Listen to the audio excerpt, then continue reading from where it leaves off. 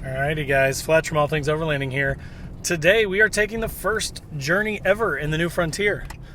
If you haven't seen any of my past videos, you may be unaware, but I bought this Frontier 3 months ago now. And when I bought it, on my way home, it suddenly started making a loud, like metallic sort of tinging noise.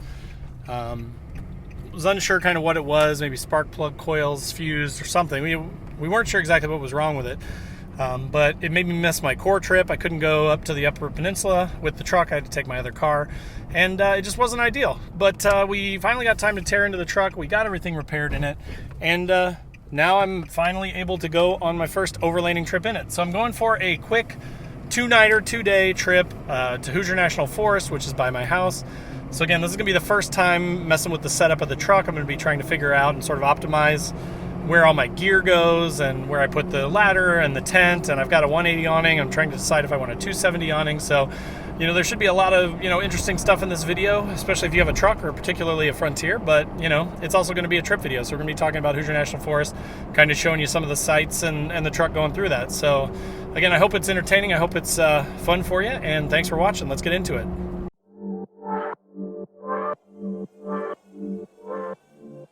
All Things Overlanding is brought to you by some fantastic companies. You should definitely check out the description and click through their links to see all the awesome stuff they offer.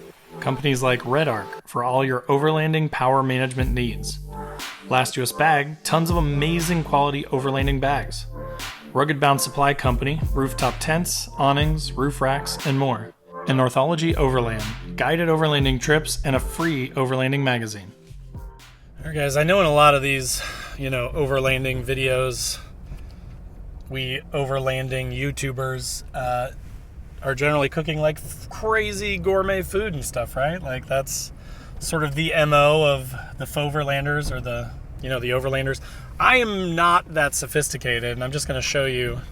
I'm going through the McDonald's drive-thru right now, so enjoy. Sure. Could I get a number 7 with a Coke to drink? Large is good. Awesome. Thank you. Got to get that Mickey D's. And the rest of this weekend, so I'm going to be there for a couple days. The rest of this weekend, the plan is I've got some potato soup that you just basically boil water and then pour the potato soup in, which is pretty cool. And then I've also got some chili and I've got some ramen. So all stuff that can be cooked with just a little bit of water and some heat. But right now I'm just going to get some McDonald's and I'm going to keep heading down. When I get McDonald's, I usually get the 2 cheeseburger meal. What do you guys get? Post up in the comments below. I get it because it's cheap. You get a couple cheeseburgers. Feels like it fills me up.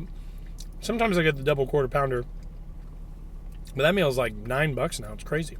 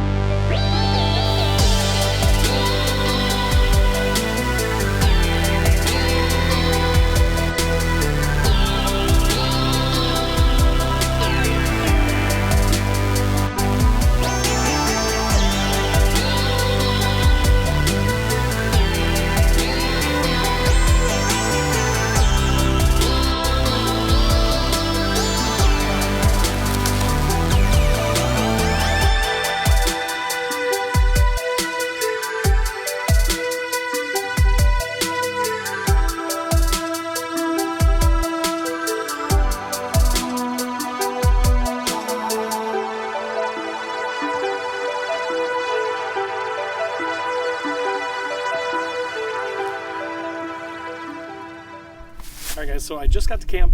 I'm getting the Frontier set up. It's a little unlevel, as you can see. It's got a lot of angle to the rooftop tent. So I'm going to pull out my trusty Camco leveling blocks. These are intended for RVs and stuff, but should work fine for the truck. I used it on my old Xterra. They're awesome. They're kind of like big Legos, and they just let you level out your truck really easy. Also, if you are watching because you're a Frontier person, there is definitely going to be some more DIY projects coming up for this truck, including I'm going to do a mountain hatch sort of style tailgate table. And I'm going to put up instructions for all that. I'm going to put up dimensions. I'm going to put up a how-to video, all that stuff. So if you're thinking about doing that thing, or if you've seen, I've kind of seen other people do that, but not for Frontier, definitely be paying attention. Definitely hit that subscribe button because that will be coming soon. All right, but let's get the truck leveled.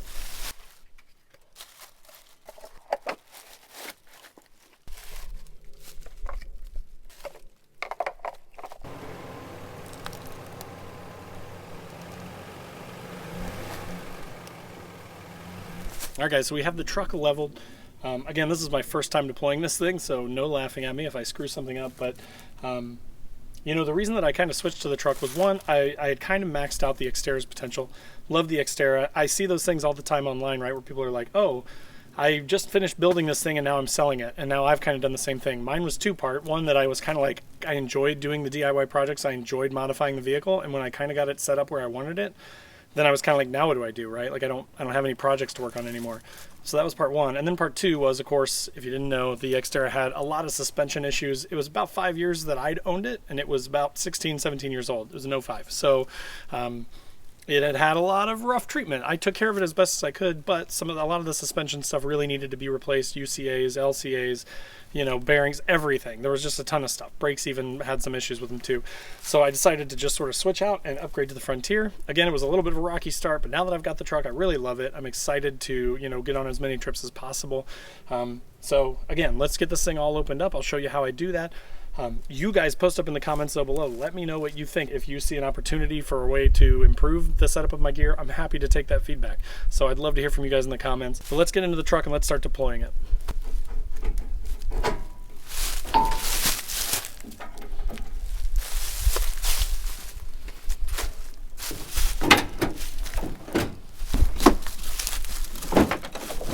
One thing that I've noticed the more that I use this deck system is that I really, really like it because unlike my old drawer system that did not have a locking slider, these have sort of a divot, an indentation in the back of them.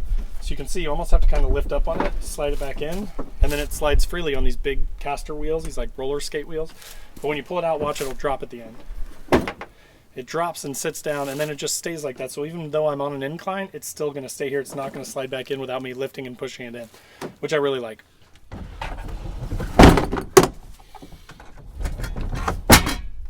Alright guys, so I'm going to run you through my current setup. It's a mess. Things are just thrown in here. I'm really just trying to see kind of what fits. That is one thing about the decked system, is that there are limitations for sure on the height of gear that you can store in here, the type of gear that you can store in here. It is a waterproof container, which I love, so it's nice that I can put, you know, like these are all my kitchen utensils and pots and pans and things like that in my awesome Last US Bags Happy Camper. This is my favorite bag. This thing though, I wouldn't want anywhere like sitting in the back of the bed because I would worry that it would get soaked, all my gear would get wet, it may mold at some point. So this is a perfect place, and actually you can see with the height here, it is perfect. So it fits in here perfect. In addition to that, I did bring my new 14-inch bar Hichica electric chainsaw that I just got, and it has two batteries. It's a dual 20-volt battery setup. So I put the batteries here and the charger over here for now, just because I'm trying to take advantage of this space on the side of the decked system here where the handle is. There's kind of some odd spacing there, so I put that stuff there. Back a little bit farther here is these are my straps for my awning. Again, these are literally just thrown in here. Hey, Mr. Stinkbug, get out of here. Get out of here. Stinkbug's in my crap.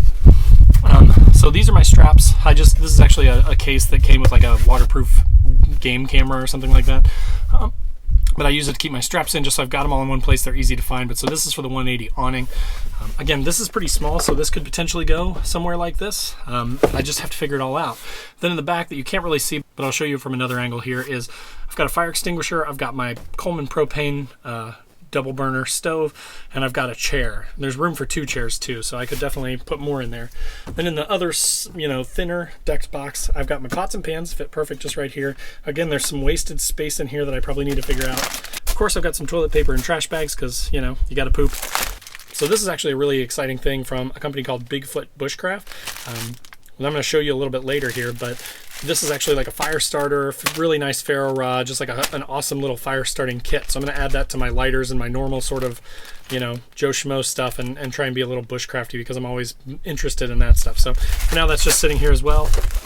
This actually is my fire starting kit. And you can see it says Rav Power because this held like one of those battery packs.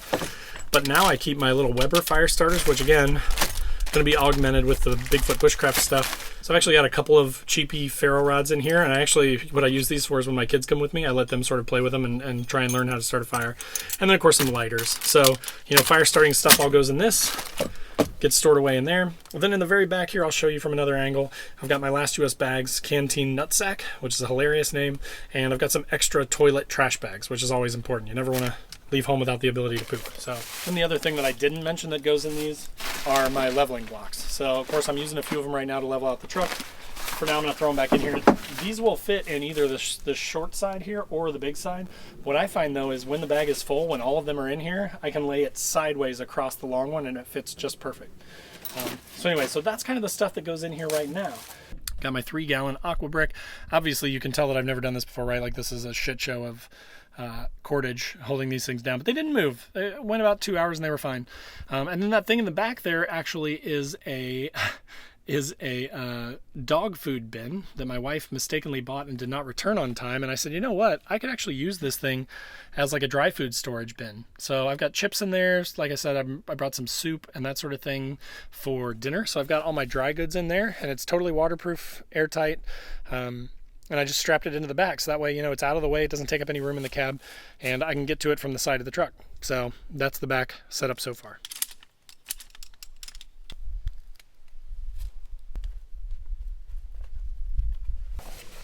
Howdy. How you doing? Good, how are you? I feel like we're riding today. Oh, I bet. Yeah, I was surprised I haven't seen more of you guys out here. Are you hunting? No, just camping. Just camping? Just camping. Yep. Enjoy. Well, thank you. You guys have a good ride. Thank you. Mhm. Sorry we busted. No, you're fine. You're not missing anything yet. Nothing's in the way, so have a good ride.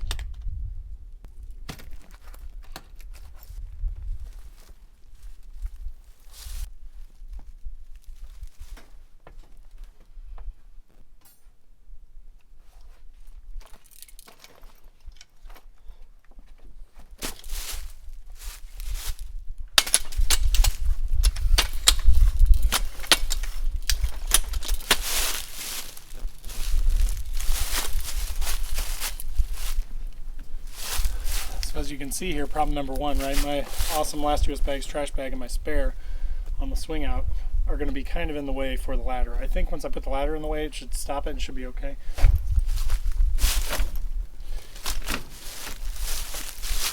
So now I think, well, I can either leave it against the tailgate, which is fine. That seems to work pretty well. Or I could put it back against the ladder. Tell me in the comments what you think. Since it's winter, it's actually the beginning of December, but it's, strangely enough, it's about 63 degrees right now where I'm at in Hoosier National Forest. It's actually kind of warm. I'm actually sweating a little bit. I might have to take off this long sleeve shirt. But as a result of it being December, all the bugs are gone. So I don't have to worry about that. I don't have to worry about the screens or anything. I've got them all open up right now. I'm just going to let it air out. It's been closed up for a couple months, 2.5 months now. I checked it the other day. There was a little bit of water inside of it. It was a little bit wet from the constant rain that we've had. So I let it air out the other day, but I'm going to let it air out really nice and good today so it's dry when I go to bed. I've got probably about 8 or 9 hours until I'm going to go to sleep, but only a couple hours until dark because, you know, thank you, daylight savings time. Also, since it's winter, I did bring my wool blanket. Again, I'll put a link to all this stuff in the description down below just so you can see it. If you're interested in any of this gear and you want to pick it up, click through those links down below and check them out.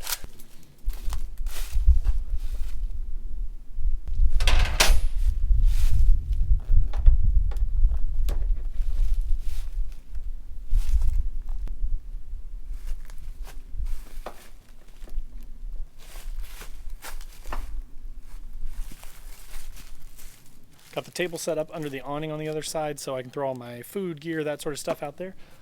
But that's pretty much it. That's the full deployment. So again, guys, real overlanding, right? Real camping. Not always super fancy and pretty and, you know, gourmet cooking on scottles and things like that. I, at my local grocery store, found some Wisconsin style cheese curds.